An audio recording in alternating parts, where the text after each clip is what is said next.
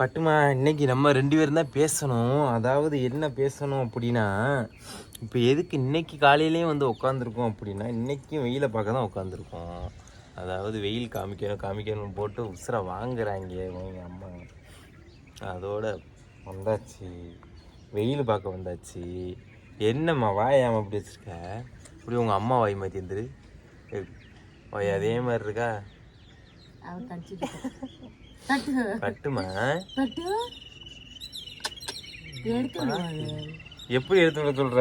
எடுமா எடுமா. சீமா அதானே நான் பொண்ணு பார்க்க வரையில நிச்சயம் பண்ண வரையில அந்த கை மட்டும் சிவப்பாத்து இருந்துச்சு. ஆமாம் கண்டிப்பா, ஆமாம் இதுவும் சொல்லணும், கண்டிப்பாக இது சொல்லணும். ஏன்னா வந்துட்டு நிச்சயம் பண்ண போயிருக்கோம். அப்போலாம் வந்துட்டு ஓரியூர் அப்போலாம் இவங்களுக்கு சடங்கு வச்சுருந்தாங்க. சரி ஓகே நிச்சயம் பண்ணிட்டு வந்துடலாம், அதுக்கு முன்னாடி பேசி முடிச்சாச்சு.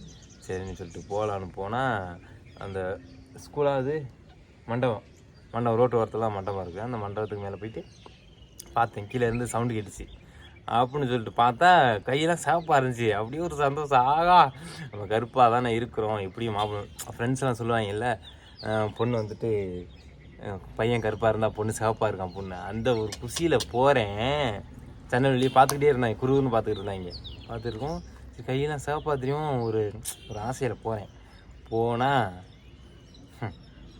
இந்த முகரை சரி என்ன பண்ணுறது, ஆசைப்பட்டது தான் கிடைக்கல. கிடைச்சதை ஆசைப்பட்டு ஏற்றுக்கலாம்னு ரொம்ப கஷ்டப்பட்டு